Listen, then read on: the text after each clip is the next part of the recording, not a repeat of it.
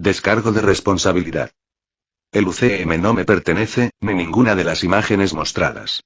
Este fic fue creado por mí con el propósito de entretener. Tony Stark 5, 2012, cuarteles de Shield. Esto es lógico. Él sabe de las armaduras y también de nuestro uso de la gema del espacio, por eso planea doblegarnos con números mientras su nave madre se mantiene a una distancia segura, protegida de una incursión gracias a otra gema del infinito que niega el efecto de la gema del espacio y nos impide llegar hasta ella.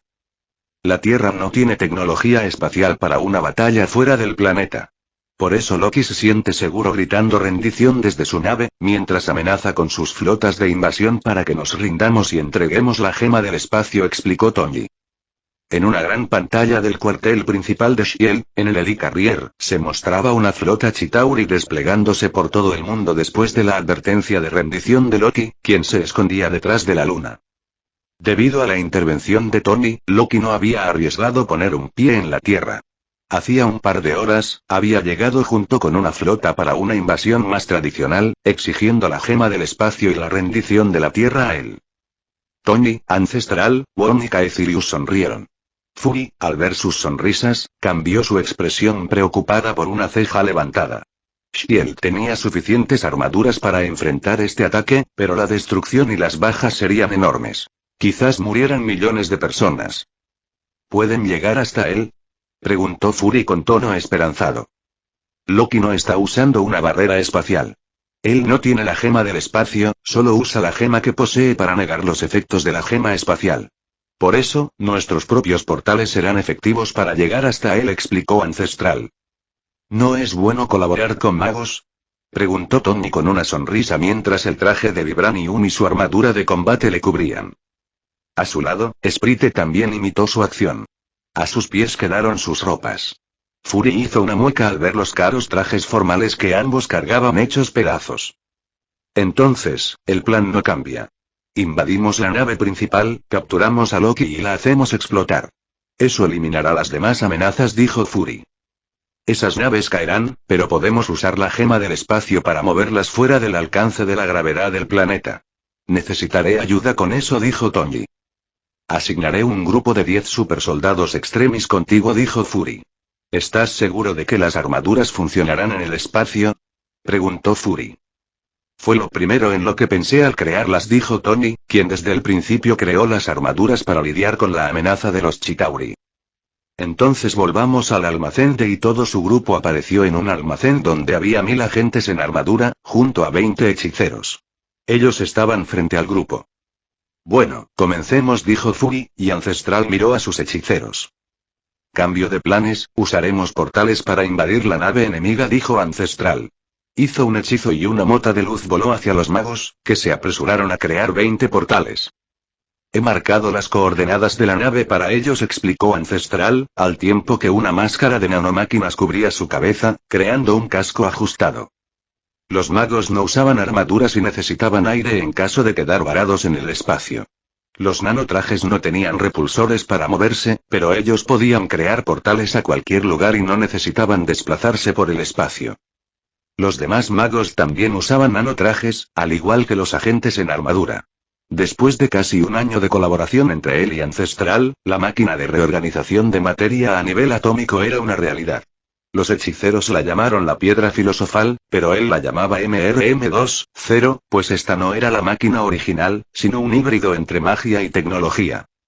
Ancestral abrió su propio portal, y su grupo, que era el grupo principal, entró. Salieron a un pasillo de apariencia biomecánica, como toda la tecnología Chitauri, y Fury levantó las manos para abatir a 2 Chitauris que caminaban por allí. Las alarmas empezaron a sonar al momento, pero ellos las ignoraron. ¿Alguna señal de la gema?, preguntó Fury. Tony y los hechiceros levantaron la mano para señalar en la misma dirección, hacia arriba. Es como un faro, parece que están usando la gema con una gran potencia, dijo Tony. Ancestral abrió un nuevo portal y, apenas lo abrió, varias ráfagas de fuego entraron. Fury tomó la delantera, y los disparos desaparecieron en su armadura, un híbrido entre Vibranium y Uru resultado de su estudio de la armadura de Odín. Tony y Sprite entraron detrás y, por último, los 3 hechiceros. Al cruzar el portal, se encontraron en una enorme sala de mando con cientos de Chitauris por todas partes. La sala tenía unos 20 metros de alto y unos 50 de largo, con un diseño de semicírculo y una gran vista al espacio oscuro. En medio de esta vista estaba Loki, con un traje dorado, una corona que eran 2 cuernos y una capa, sentado en un gran trono flotante. Su expresión era de asombro al verlos. Luego de su entrada, Fury, Sprite y él se deshicieron de los Chitauris que les disparaban y los que controlaban la nave, mientras Ancestral, Caecilius y Wong se encargaban de Loki, que no tenía la gema de la mente en sus manos. Esta estaba en medio de la sala, dentro de una esfera cristalina que flotaba sobre un pedestal enorme. Al ser atacado por los 3 hechiceros, Loki saltó y trató de escapar llenando la sala de ilusiones. Sin embargo, Ancestral golpeó el suelo, y una onda expansiva hizo desaparecer las ilusiones de Loki. Luego fue apresado por múltiples lazos de energía de Wong y Caecilius. Enfrentarse a 3 hechiceros ya era una tarea difícil para Loki, pero que su principal defensa, las ilusiones, fuera burlada con facilidad, lo hizo caer en segundos. La batalla de los magos terminó al instante, pero los Chitauris no se rendían. Habían ejércitos de ellos que habían entrado en la sala de mando. Tony comprendió que, si no usaba la gema del espacio, esto podía complicarse. Tony intentó sacar la gema de la mente de la máquina, moviéndola con la gema del espacio, pero era inútil. Su gema no funcionaba en ese lugar, por lo que tuvo que hacer tripas corazón y destruir la máquina. Con la explosión, el cetro cayó al suelo, y su gema del espacio pudo funcionar al momento. Tony tomó el báculo y, con un movimiento de su mano, los Chitauris que trataban de entrar aparecieron en el espacio. Hora de la retirada, esta nave va al sol, dijo Tony. Fury se apresuró a dar la orden de retirada a sus hombres y a pedir un equipo de refuerzo, porque la siguiente parte del plan requería fuerza bruta. Estaban a punto de mover un objeto del tamaño de una ciudad hacia el sol. El equipo de refuerzo era un hechicero y 20 agentes en armadura. Mientras la gente se iba, Tony se acercó a Loki con el cetro en la mano. ¿Qué pretendes? Y Loki, que estaba sujeto de pies a cabeza por los látigos de los hechiceros, no pudo resistirse a que su cabeza fuera tocada por el cetro. Ancestral levantó una ceja. Esto es la gema de la mente. Estoy comprobando si este artefacto de interfaz tiene alguna medida de seguridad, pero parece que cualquiera puede usarla. Supongo que tampoco piensas devolver eso, dijo Fury. Lo dejaré con los hechiceros. En cuanto termine de crear la tecnología para hacer transferencias de información de mente a mente, no quiero que el gobierno tenga en sus manos un artefacto que controla mentes. Ya me imagino lo que hará esto con el sistema educativo actual, dijo Tony con una sonrisa macabra, mientras Fury suspiraba. A ti solo te gusta armar escándalos, dijo Fury. Pásame tus conocimientos, dijo Sprite, que estaba decidida a imitar su vaguedad y genio al pie de la letra. Sprite, aún yo tengo mis prioridades. Primero salvemos al planeta de una masacre, dijo Tony con tono justo. Si no le estuvieses vaciando la cabeza a este tipo con cuernos, te creería, se quejó Sprite. Ancestral se apresuró a alejar a Loki, pero Tony ya había sacado toda la información que quería de su mente y solo comprobaba algunas cosas. Bastardo. Reprendió Loki, que era consciente de que le habían vaciado el cerebro. Nada demasiado útil, pero al menos he completado mi investigación sobre el movimiento espacial y obtenido algo de magia, dijo Tony, y se dividió en varias ilusiones mientras Loki lo miraba aturdido. No es mucho. Su magia es poco versátil, sentenció Tony. ¿Cómo? Preguntó Loki aturdido. Soy un prodigio mágico, dijo Tony. Evacuación completa, dijo Fury, y Tony les tendió la mano para usarlos de soporte, pero ninguno de ellos quiso tomarla. Tony suspiró y le pasó el cetro a Ancestral. Los reactores ARC de las armaduras los hacen inmunes al control de este cetro, dijo Tony con un suspiro, y les volvió a tender la mano. Es mejor ser precavidos, dijo Fury dándole la mano. Tony se la apresó. Loki también tenía magia de control mental. No se ve afectado por los reactores ARC, dijo Tony, y Fury trató de retirar su mano, pero Tony ya lo había atrapado. Creo que deberían comportarse con mayor seriedad y pensar que habrá consecuencias terribles por secuestrar al hijo de Odín, reprendió Loki, pero todos lo ignoraron. Después de que un soporte de 10 personas le tocara, Tony envió a los hechiceros con Loki a la base de Shell y a la nave al sol con todo y Chitauris dentro, pues estos igual morirían cuando su nave fuera destruida. Su equipo quedó en el espacio, pero estaban rodeados por barreras espaciales y seguían teniendo atmósfera, aunque todos llevaban armadura y no la necesitaban. Tony se movió a una de las naves que se preparaban para desplegar tropas desde la órbita de la Tierra, confirmando que los Chitauris habían muerto. Por lo que envió su nave detrás de la Luna. Shield tendrá una de estas naves, dijo Fury. Fury, recuerda que esto es biotecnología y debe estar llena de bichos. Si no quieres desatar una plaga, no hagas locuras, advirtió Tony, pasando a la siguiente nave. Él no quería estas cosas cerca de la Tierra. Era un riesgo biológico demasiado grande. Lo tendremos en cuenta, dijo Fury. ¿Puedes hacernos el transporte?, preguntó Fury. Ya he completado la investigación sobre el movimiento espacial. Tendrán sus propios artefactos en un par de días, explicó Tony, mientras enviaban otra nave más allá de la Luna. Un día después llegó Thor exigiendo el Tesseracto de vuelta y a Loki. Fury le entregó a Loki y lo envió a hablar con él sobre el Tesseracto, por lo que ahora Thor y un esposado Loki estaban sentados frente a él en su sala principal. He de suponer que necesitan la gema del espacio, ahora de mi propiedad, dijo Tony. Thor parpadeó. Tienes razón, es un idiota, dijo Sprite, que estaba sentada a su lado. Niña, y ella es mayor que tú por un par de miles de años, interrumpió Tony, antes de que empezara una pelea. Thor se tensó. ¿Quiénes son ustedes?, preguntó Thor. Tony Stark, un humano, o antes lo era. Ella es Sprite de los Eternos, supongo que tampoco habrás escuchado hablar de ellos, por lo que es inútil explicarte su origen. En cuanto a lo que buscas, Tony creó una ilusión del Tesseracto, luego esta se hizo pedazos revelando la gema del espacio dentro. Esta es una de las 6 gemas del infinito, la gema del espacio, y es lo que en realidad están buscando. Ahora me pertenece a mí. Aunque debido a la protección que Asgard ha brindado a la Tierra, no les cobraré nada, propuso Tony, y Thor afianzó su martillo. El Tesseracto es propiedad de Odín, ¿te atreves a tomarlo?, preguntó Thor levantándose de su asiento y dispuesto a embestir. Tony bostezó, hizo un gesto con la mano y Thor desapareció. Loki, que guardaba silencio y observaba todo, sonrió. 5 segundos después, Thor volvió cubierto por una capa de hielo. Si vuelves a levantar ese martillo con intenciones hostiles en mi casa, terminarás vagando por el espacio, advirtió Tony. Sprite bostezó. Hemos pasado toda la noche ocupados. Si vas a molestar, vete a otro lado, dijo Sprite con fastidio. El bostezo de Tony tampoco había sido por nada. Llevaba 2 días sin dormir, pues ya habían estado trabajando horas extras por la llegada de Loki. Pero luego de obtener la gema de la mente y los conocimientos de Loki, Sprite y él habían estado saqueando los conocimientos de varias razas por todo el universo. Ya habían visitado a los Nova Corps y a los tipos azules. Luego, volvieron a la Tierra para ir por Fastos, el científico entre los Eternos. Tony tenía un dolor de cabeza enorme por incorporar tantos conocimientos y solo quería ir a dormir. Loki levantó una ceja ante su comentario y los miró a los dos con una sonrisa insinuante. Tony estaba demasiado fastidiado para prestarle atención y Sprite le sacó el dedo. Thor apretaba los dientes. ¿Cómo pretendes prestarnos la gema de la espacio?, preguntó Thor con los dientes apretados. Iremos contigo a Asgard, por supuesto, dijo Tony con una sonrisa.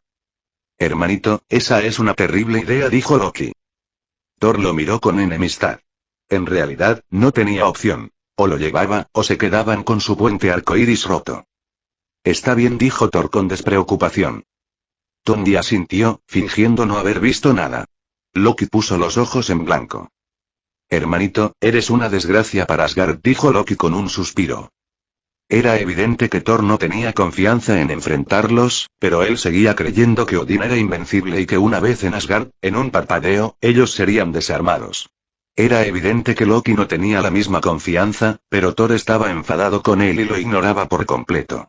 También era posible que Loki le estuviera facilitando el trabajo con el fin de que Thor metiera la pata y causara un desastre en Asgard, lo que le ganaría a él, que ya le había advertido, el favor de Odín. Quizás hasta lo dejaran ir, pues el comienzo de todo esto era su pelea con Thor por el trono de Asgard. Entonces partiremos en 2 semanas, dijo Tony. Eso es demasiado, dijo Thor, y miró a Loki de reojo. Ve con Ancestral. Los trucos de Loki no funcionarán en su contra. Nosotros acabamos de salir de un desastre, tengo demasiado trabajo y tú no tienes nada que hacer en Asgard, dijo Tony, y con un movimiento de su mano los envió a Ancestral. Tony miró a Sprite. Querido esbirro, creo que estamos a punto de concluir nuestro trato, dijo Tony con un suspiro. Si quieres que me quede, solo tienes que decirlo, dijo Sprite con una sonrisa. En tus sueños. Puedes ir con tu modelo de revistas en paz, dijo Tony, y los movió a ambos al primer piso de su laboratorio, donde Caecilius realizaba un hechizo sobre la MRM. Caecilius, en no más de un año, podré traer a tu familia de vuelta, dijo Tony, mientras Sprite tomaba el cetro con la gema de la mente de un pedestal de seguridad y miraba a Caecilius con una sonrisa maligna. En otras palabras, ya has cumplido con tu trabajo. Ahora puedes enseñarnos todo lo que sabes y retirarte para que podamos trabajar con tranquilidad, dijo Sprite. Caecilius suspiró, pero no se resistió a que ellos copiaran sus conocimientos, pues su acuerdo inicial fue que él les enseñaría todo lo que sabía sobre la magia. Al copiar los conocimientos de Caecilius, Sprite le entregó el cetro y él hizo lo mismo, después de desactivar el poder de la gema del espacio para que la gema de la mente pudiera copiar los conocimientos en su cerebro. Esta era la ventaja de contar con una interfaz para la gema del infinito. Podía desactivar su efecto sobre él en cualquier momento. Al terminar de copiar los conocimientos de Caecilius, Tony lo envió con Ancestral, pues tenían mucho trabajo que hacer. Él miró a Sprite. Bien, ahora veamos si realmente soy un genio o si mi esbirro puede superarme teniendo mis mismos conocimientos, dijo Tony. Me basta con obtener lo que quiero, dijo Sprite, y su trabajo comenzó de inmediato. Y para su trabajo, ellos tenían sangre de Hulk, la cumbre del proyecto de supersoldado. El Extremis, muestras genéticas de los asgardianos y el trabajo de los propios celestiales, que eran Sprite y Macari. En cuanto a conocimientos, tenían los de Tony, los de Maya, los del Dr. Banner, los conocimientos mágicos y tecnológicos de Loki, más magia que tecnología, los conocimientos del Imperio Cree y el Imperio Nova. Esto, sumado a su genio natural, les daba la suficiente confianza para hacer lo que querían. Por otro lado, aún tenía que recoger algunos especímenes que sin duda le darían lo que quería. Se trataba de otra creación de los celestiales. Los desviantes. Tony no sabía dónde estaban, pero Icaris de los Eternos sí. El problema con esto era que Icaris era el interés amoroso de Sprite y puede que ella no estuviera de acuerdo en atacarle y robarle sus recuerdos para averiguarlo. ¿En qué piensas?, preguntó Sprite mirándole con sospecha, porque Tony la miraba a ella mientras hacía planes. Podemos acortar nuestros esfuerzos, al menos en lo que concierne a las creaciones de los celestiales, dijo Tony con sinceridad. Sprite pensó, pues por su tono, comprendió que no le iba a gustar lo que él diría. Habla, dijo Sprite con seriedad unos segundos después. Los desviantes siguen vivos y Icaris conoce su posición, dijo Tony. Sprite apretó los dientes y esta vez tardó todo un minuto en recuperar la calma. Explica, dijo respirando hondo. Hay uno de estos desviantes que tiene la capacidad de absorberles a ustedes y tomar sus habilidades. Supongo que es porque al final tiene alguna afinidad en su forma de haber sido creados. Si capturamos a este desviante y repetimos su método de asimilación, proporcionándole algunas muestras de cultivo, obtendremos lo que queremos con apenas un cuarto del esfuerzo, explicó Tony. Sprite no dijo nada, solo fue al pedestal donde estaba el cetro, y lo tomó. Luego cerró los ojos y después de unos segundos le tendió la mano. Ya sé dónde está. Vamos, dijo Sprite con los dientes apretados pero con decisión en la mirada. Tony le tomó la mano y, después de recibir la información, ambos llegaron a unas montañas nevadas, sorprendiendo a Icaris, que estaba sentado sobre unas rocas mirando un río de aguas cristalinas. Sprite y Tony lo inmovilizó. Ellos solo estaban a 5 metros. Icaris, que seguía consciente, trató de liberarse, pero él no era la armadura de Odín y no pudo moverse ni un milímetro. Icaris, dijo Sprite acercándose a él. Icaris, ¿los desviantes son lo mismo que nosotros? ¿Para qué estamos aquí?, preguntó Sprite y lo miró a él. Déjale hablar, dijo Sprite. Sprite, tenemos una misión que cumplir, para la que fuimos creados. No hay nada que podamos hacer, dijo Icaris, sospechando que ella ya se había enterado de todo. Sprite suspiró. Al menos no eres un mentiroso, dijo Sprite. Sin embargo, yo ya soy una persona diferente. Ya no me interesa cuál es nuestro deber o tonterías parecidas. No quiero seguir siendo una esclava, declaró Sprite. Icaris le miró con sorpresa. Sprite asintió. Sí, supongo que esto es una traición, pero tú no vas a recordarlo, dijo Sprite, colocando el cetro en la cabeza de Icaris. Tony le liberó y Sprite lo controló. Y después de unos segundos, Sprite derramó lágrimas, por lo que Tony comprendió que ella no estaba buscando la información que necesitaban. Tony suspiró. Ya sabía que ella no era capaz de convertirlo en su amante a la fuerza, porque sus personalidades se parecían, y tal cosa solo le daría asco. Sin embargo, la verdad era otra cosa. No importaba el dolor. Las posibilidades debían ser eliminadas. Unos minutos después, Sprite se apartó de Ikaris, pero este seguía aturdido. Están congelados cerca de aquí, dijo Sprite, limpiándose las lágrimas de sus ojos. Eso lo hará más fácil para nosotros, dijo Tony, fingiendo no ver nada. Él también nos ayudará en nuestra investigación, dijo Sprite con frialdad. Parecía que Ikaris había sido pillado en falta. Tony se preguntó qué tipo de desprecio le habría mostrado y realmente no sé qué espera esa niña de mí. ¿Cómo espera que un hombre sienta deseos por tocar un pecho plano? No somos desviantes, dijo Sprite, con un tono afilado y cargado de ira asesina detrás. Ella había inferido sus pensamientos y dado una respuesta. Tony tragó saliva en su mente, pues era evidente que se esperaba una respuesta de su parte. Se preguntó cómo debería compartir el castigo de este tipo, no era su culpa. Pero él era un genio. Si no salía de esto con facilidad, dudaría de su propia inteligencia. Como ya te he mencionado antes, mi opinión sobre este asunto no ha cambiado. Tu apariencia me interesaría si tuviera planes de casarme contigo, cosa que nunca sucederá, ya que no me veo capaz de compartir la eternidad con nadie. Por otro lado, hemos compartido un año de vida y desde un principio, de entre todo lo que sé de este mundo, no elegiría a nadie más para estar a mi lado y compartir mis planes. Sin embargo, una cosa es lo que yo diga y otra es tu propia percepción. Dime, ¿crees que soy igual a este desgraciado? ¿Crees que estoy mintiendo y que en realidad he fingido que me gusta pasar noches de ocio a tu lado? ¿O piensas que no compartimos cosas en común como para que yo te buscara? Preguntó Tony. Sprite miró a Ikaris y le dio una patada en los genitales. Ikaris se agachó con un gemido, pero eso fue todo. Él seguía estando controlado. Basura, escupió Ikaris. Mierda, mi intelecto es de nivel Dios. No solo me he librado de todo sin tener que recurrir en ningún momento al tamaño de sus pechos, sino que he devuelto su atención al desgraciado que puso la culpa sobre mí en primer lugar, pensó Tony con satisfacción. Idiota, es evidente que me di cuenta de tus tonterías, dijo Sprite poniendo los ojos en blanco. Tony se tensó. Sprite negó con la cabeza y le tendió la mano. Una semana después, fueron por los Eternos que faltaban, liberando a Ikaris y Makari luego de copiar sus habilidades, que eran las más útiles de todas. Gracias a la gema de la mente, ellos no recordaban nada, aunque Makari estaba en shock al ver que su nave fue robada y las antigüedades que guardaba habían desaparecido. Tony se sentía algo avergonzado por su robo y se prometió devolverle otra nave y sus antigüedades en cuanto fuera posible. Pero por ahora, no tenía tiempo y continuó con su siguiente objetivo, que eran Gilgamesh y Tena.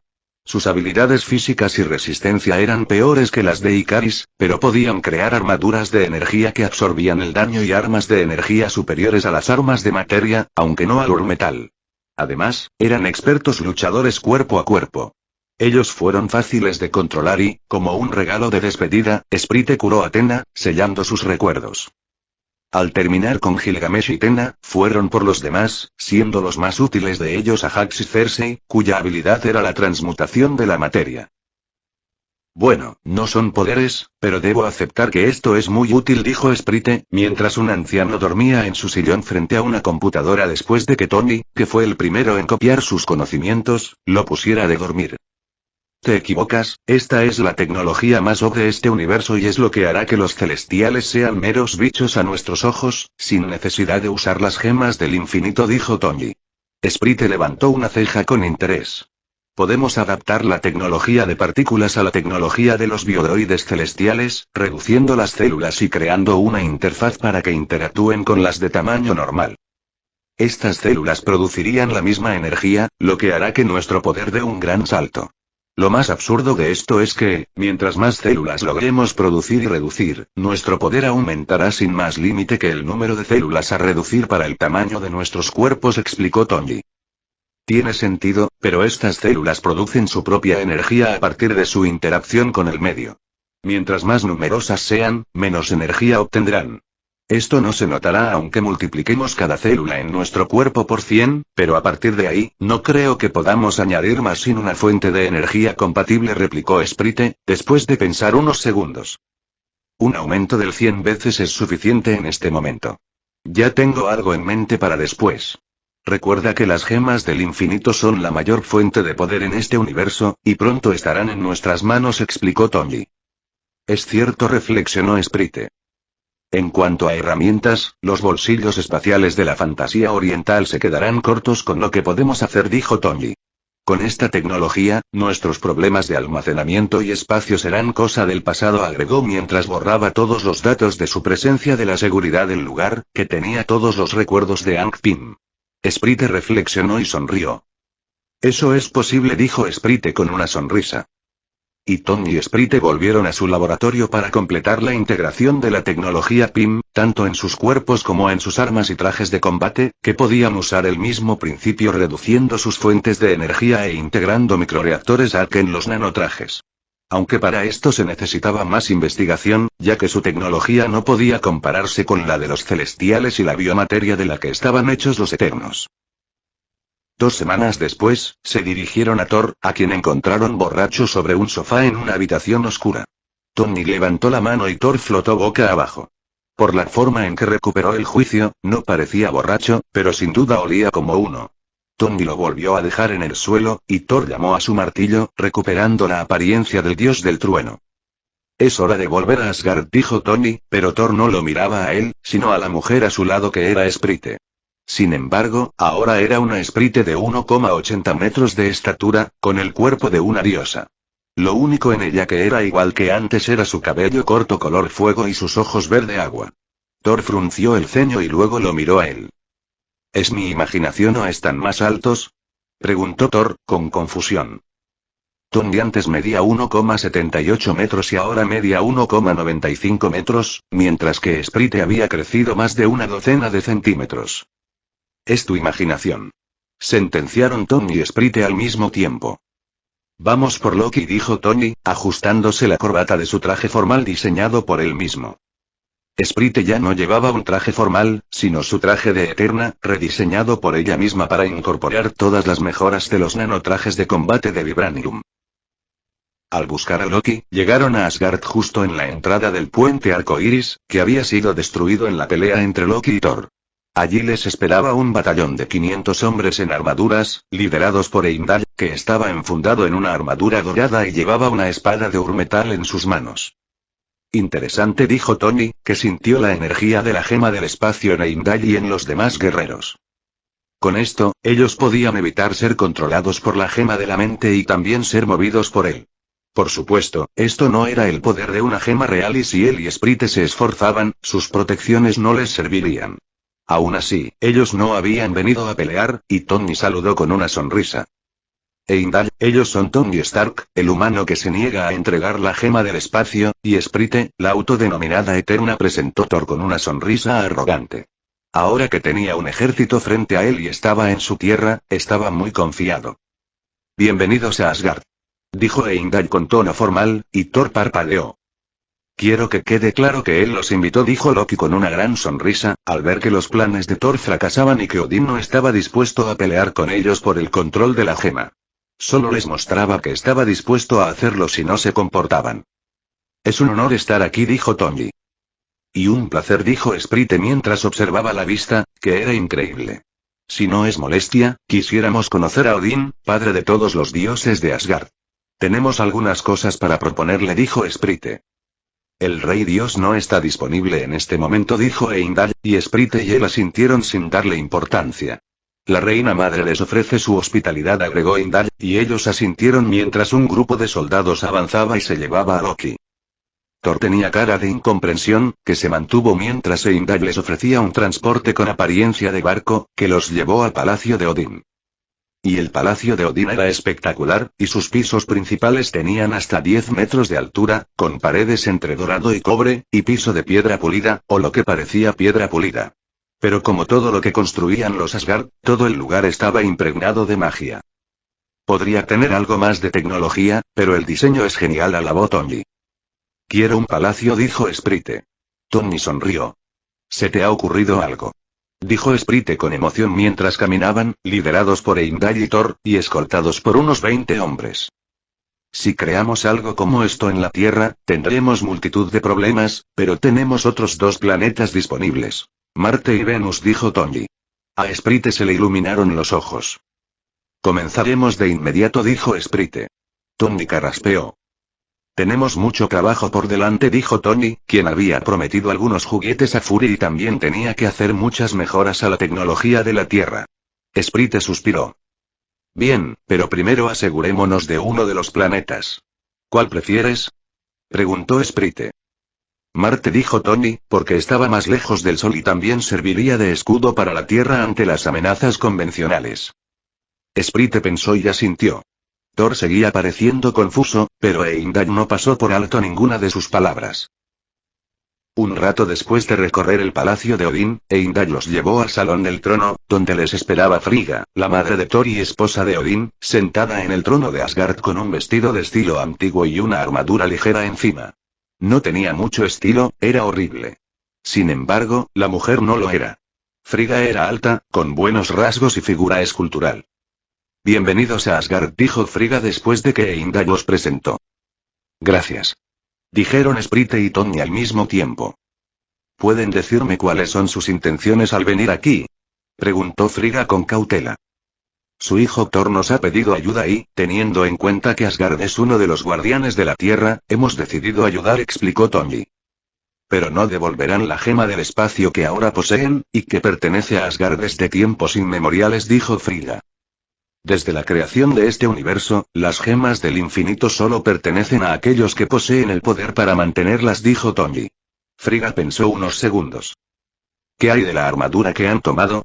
¿Fue creada por nuestras manos?, preguntó Frigga. Tony negó con la cabeza. Por supuesto, les pertenece, y en ningún momento la hemos tomado. Solo que hace un año, fue enviada a la Tierra y, como estaba destruyendo todo a su paso, nos vimos en la necesidad de desactivarla. Desde entonces, no hemos recibido ninguna comunicación de Asgard al respecto. Creímos que no les interesaba. Pero si su majestad la quiere de vuelta, solo tiene que indicar el lugar donde la quiere, dijo Tony. Ellos ya habían analizado esa armadura a fondo, y ya no tenía ninguna utilidad. Fury no tenía mucho, porque Ancestral no quiso ayudarle, pero Tony ya le había advertido que los Asgard reclamarían su armadura tarde o temprano. Frigga frunció el ceño. ¿Hay un campo de entrenamiento cerca de este lugar? ¿Puedes colocarla allí?, preguntó Frigga. Tony entendió su prueba y alzó la mano. Unos segundos después, una esfera cristalina apareció en su palma. Dentro estaba la armadura de Odín. Creo que esto es mejor, dijo Tony, entregándole la esfera a Heimdall.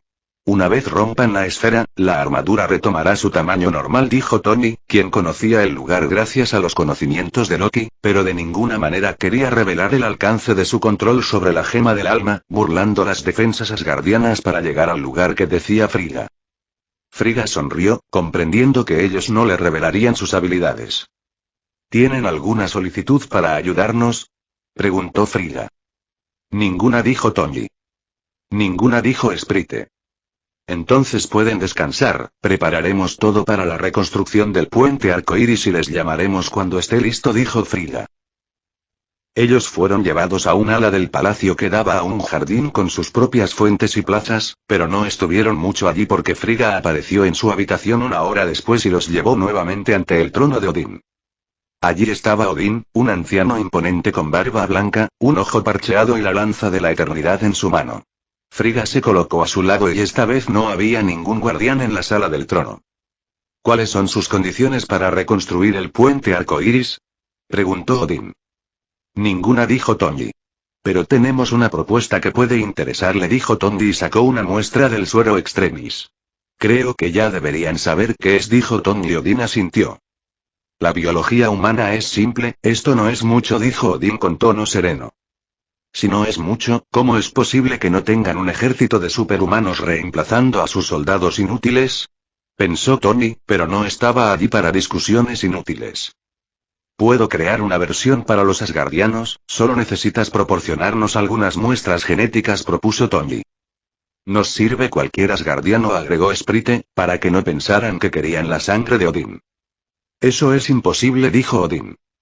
En parte, Odín tenía razón. Las demás razas de la galaxia eran un hueso duro de roer en cuanto a genética, especialmente los asgardianos cuyos cuerpos eran influenciados por la magia tanto como por la genética. Pero el Extremis no se basaba en un cambio genético, sino que era un agente externo, no más que una herramienta a nivel biológico. Por supuesto, él no compartiría estos conocimientos con Odín. No compartimos esa opinión, respondió Tony. La inmortalidad no existe, sentenció Frigga. No afirmaría lo mismo, pero lo que les ofrezco de ninguna manera es la inmortalidad, solo la juventud eterna, dijo Tony mirando al anciano Odín. Sprite también lo miró de arriba abajo. ¿Qué piden a cambio?, preguntó Odín. Todo el conocimiento de Asgard que puedan darnos, dijo Tony. También acceso a los otros reinos. No buscaremos iniciar una guerra, solo deseamos establecer relaciones comerciales, dijo Sprite. En su juventud, Odín había conquistado los mundos más avanzados en magia, y todos ellos tenían un potencial similar al de la Tierra, lo que significaba que podían obtener minerales extraños, conocimientos mágicos y una gran cantidad de información en genética y biología. Piden mucho a cambio de la simple juventud, dijo Odín con indiferencia. El anciano parecía imponente en verdad, nadie sospecharía que le quedaban pocos años de vida y que solo Asgard lo mantenía con vida. Él solo era un anciano sin poder, un escudo de papel para su pueblo. Si no lograban crear una versión del Extremis para los asgardianos, sería el apocalipsis para ellos, lo que llamaban Ragnarok. Es un precio justo por la vida de la mayoría de tu gente y su hogar, dijo Tony con la misma indiferencia. Odín se tensó, estas palabras claramente indicaban que sabían su estado. ¿Se atreven a amenazarnos?, preguntó Frigga con tono frío. Tony negó con la cabeza. En ningún momento los hemos amenazado. De hecho, estamos aquí para ayudar. Sin embargo, los asgardianos ya tienen suficientes enemigos poderosos. En unos años, cuando Odín ya no esté, todos esos enemigos regresarán, aunque él llegará primero y bueno, tienen tantos enemigos que es difícil decidir cuál de ellos finalmente destruirá este lugar. Por todas estas razones, Asgard está condenada, y no estamos haciendo amenazas, solo estamos ofreciendo una opción para la supervivencia, explicó Tony.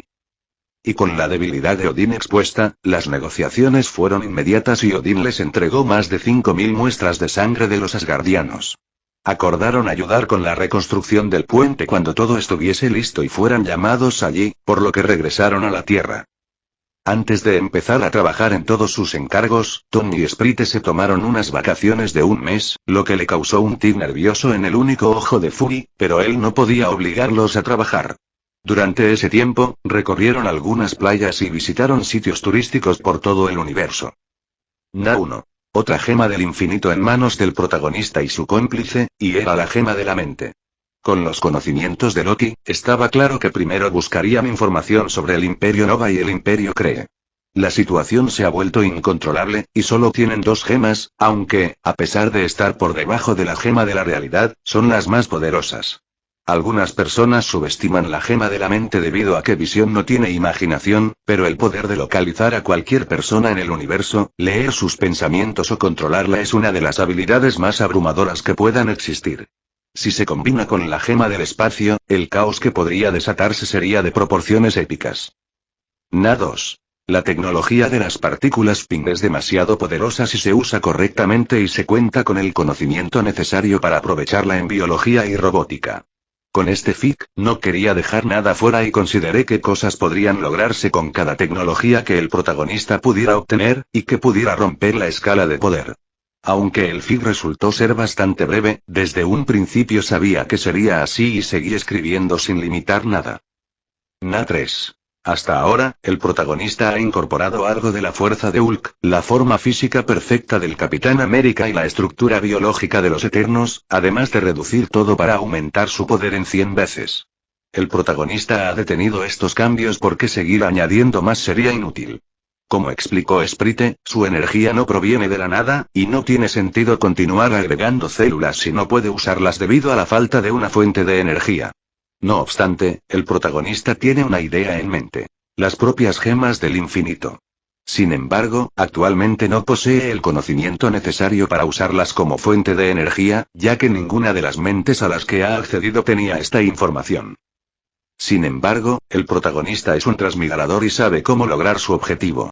Esto lo veremos en el siguiente capítulo, que también es mi favorito de este fic. Na 4. Mientras edito este fic para subirlo, he recordado los buenos momentos de Luke y he dejado de lado un poco el desastre actual. Quizás escriba un fic más extenso que este, con otro personaje que tenga menos potencial, de manera que la historia se alargue más allá de unos pocos capítulos. Estoy pensando en un personaje que haya tenido desgracias desde el principio hasta el final, pero que resulte interesante, como el pobre Pietro. Este es el final del capítulo. Si les gustó denle like, y no olviden suscribirse, eso me anima a seguir subiendo vídeos.